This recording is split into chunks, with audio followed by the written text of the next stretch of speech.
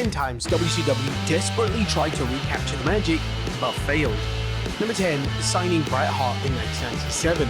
Whilst WWE was slowly but surely gaining popularity, WCW was still a thriving product in late 1997, and the signing of Bret Hart should have been the move that propelled WCW to the next level and carried them into the final years of the 90s. One of the elements that made WCW so exciting in the mid-90s was how they would sign top names from WWE. Names such as Hulk Hogan, Macho Man, and The Outsiders all coming over generated a ton of buzz, and WCW managed to, mostly successfully capitalize on the initial buzz. Unfortunately, when they signed Hart, they had zero idea what to do with him. Hart would just linger around and he would struggle with any meaningful storylines. WCW would attempt to book him as a heel and as babyface, and both of these felt awkward upon execution, and it was clear that Hart's heart, pun intended, wasn't invested in the creative direction. Hart's run also resulted in the end of his career, as a botch kick from Goldberg in late 99 led him to retiring from in-ring competition, and this left a dark mark over what was already a heavily criticized run. Number 9, a huge heel turn. The WCW were losing fans at a rapid pace in 2000, and one of the ideas they had to get fans back into their product was a shocking and unexpected heel turn. WWE had done this countless times. As long as the turn made sense, the fans were usually invested in the story. Goldberg would turn heel at the Great American Bash pay-per-view in 2000, turning on Kevin Nash and siding with Vince Russo. Fans had zero desire to see Goldberg in this role, and due to it making zero sense, it instantly flopped. WCW looked desperate. Whilst this emotion can sometimes result in a creative masterpiece, that simply wasn't the case here. Eric Bischoff would reflect on the dreadful heel turn on his podcast, and this is what he had to say. We were desperate, and I was very much involved in convincing Bill Goldberg to do this. I wasn't by myself, but I did support it, and I remember talking to Bill about it, because Bill at that time, he wasn't against doing it, he just was not comfortable because he didn't feel it. Bill Goldberg only knew at this point a 2.5-year career, right? When he started, but he'd been in the business for a whole less than 36 months, so he didn't have a sense of when something was right in terms of timing or wrong. The Bischoff will go on to state that it was obvious that Goldberg was uncomfortable in the role. And because he was insecure about it, it took a little nurturing to get him on board. And I remember talking to Bill that night. I had a motorhome there that I was using as an office. And brought Bill into the motorhome and sat down and talked to him. And obviously not putting up a fight, wasn't resisting doing it, but he clearly was not comfortable. But this would be the only time in wrestling history that Goldberg worked as a heel, and he's simply a name that never worked well in that specific role. Number 8, making Booker T the guy. Whilst the 2000 WCW product was abysmal, there were some elements of greatness, and one of the smart ideas they had was pushing Booker T. Booker had been with the company for years, and he was organically over and someone that fans legitimately wanted to see moved up the card. Booker would win the world title on several occasions during his final years of the company's existence, yet the presentation of these wins and reigns were often so bad that they overshadowed everything Booker did. The most bizarre of Booker's world title wins was when he won his first world title at the Bash at the Beach show in 2000. This was the infamous show which saw Vince Russo cut a shoot promo on Hulk Hogan, and this was the show in which Jeff Jarrett proceeded to lie down for Hogan. Booker's subsequent title win would come later in the show, yet all fans could focus on was a drama from Russo and Hogan. Number 7, David Arquette. Celebrities getting involved in pro wrestling isn't anything new, yet they have to be booked and presented correctly, or else they can make the wrestling business look like a laughingstock. In 2000, WCW completely killed any ounce of credibility their once prestigious world title had, as WCW decided to book David Arquette to win the world title. Arquette won the world title in a tag match which pitted him and world champion DDP against Jeff Jarrett and Eric Bischoff. The stipulation stated that whoever obtained the pinfall would become champion. And of course, in typical WCW fashion, Arquette won the match. The creative pull was universally panned by fans, and for very good reason, as this was a sign that WCW had completely lost the plot and no longer knew what they were even doing.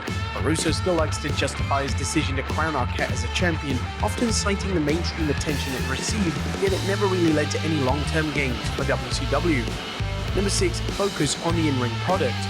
Now, not every call WCW made during their final few years was bad. One of the celebrated moves was a focus on the in-ring product. This was particularly the case when it came to the Cruiserweight division, as WCW would introduce tag titles for the division, and elite names such as AJ Styles and Jamie Noble would surface in the company. It's clear from rewatching footage of these matches in late 2000 and 2001 that the crowd loved the style of the Cruiserweight action that WCW were delivering. Names such as AJ had little character, yet they were getting over thanks to their phenomenal in-ring skills, and it's definitely something that could help WCW if they stayed in business after 2001. You only have to look at TNA and how they had major success just a year or two later with their X division. This was a division that focused on athletic ability and work rate, and it was without a question a style of wrestling that the modern day wrestling audience were crying out for at the time. However, in WCW's case, it was too little, too late. Number 5, trying to sign The Rock. The Rock would become one of the biggest WWE names ever in the 90s, and it's hard to imagine the Attitude Era landscape without the Great One at the helm. The interesting thing about The Rock is that WCW actually wanted to sign him during the Monday Night Wars, and even offered him double the total of his WWE deal. This could have been a game changer for WCW, as having a name like The Rock on their roster would have instantly drawn eyeballs to the product. Of course, The Rock turned them down, and this was definitely the right move, as it's possible that WCW would have struggled with how to present him and market him, just like they did with Bret Hart. Number 4, NWO 2000. But during the final few years of WCW, it became clear that they were often hitting the panic button in the creative department.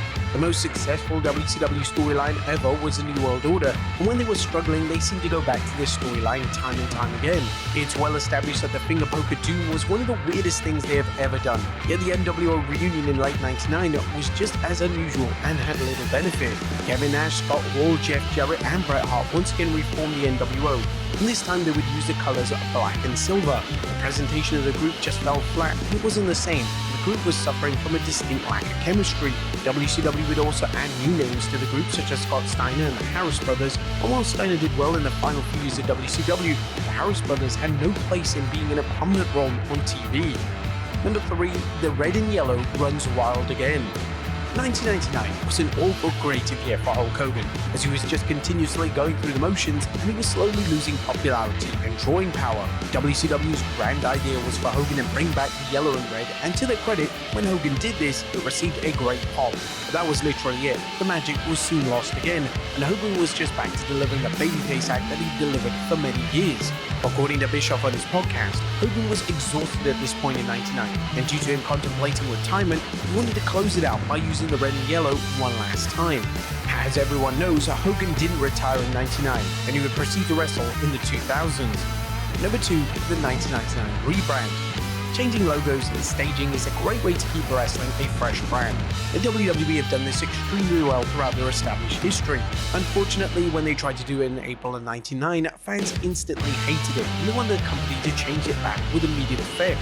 The new logo was one of the more unusual wrestling logos to ever exist, and it's hard to tell that it even says WCW.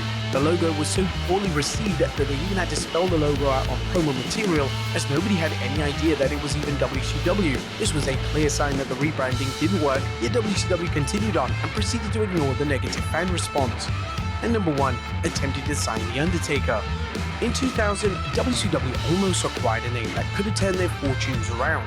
According to Kevin Nash, WCW came very close to signing the legendary Undertaker. The idea was that Taker would have used his real name and would have used his celebrated biker persona. This would have acted as a huge surge of momentum for the company, yet it's hard to definitely say if this would have been the right call for The Undertaker to make. Taker reflected on the decision to turn the WCW offer down on his podcast.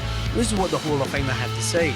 If my situation had been different, if WCW hadn't told me it was going to draw any money, I don't know what I would have done. I don't. The fact that they told me you're never going to make money, that was always a chip that I carried on my shoulder. Even when they called, I remember Nash calling me and saying, I think I could get you this if you want to come down. The Undertaker would ultimately say that his loyalty to Vince McMahon was a determining factor, and this was without a doubt the smartest decision the WWE icon could have ever made.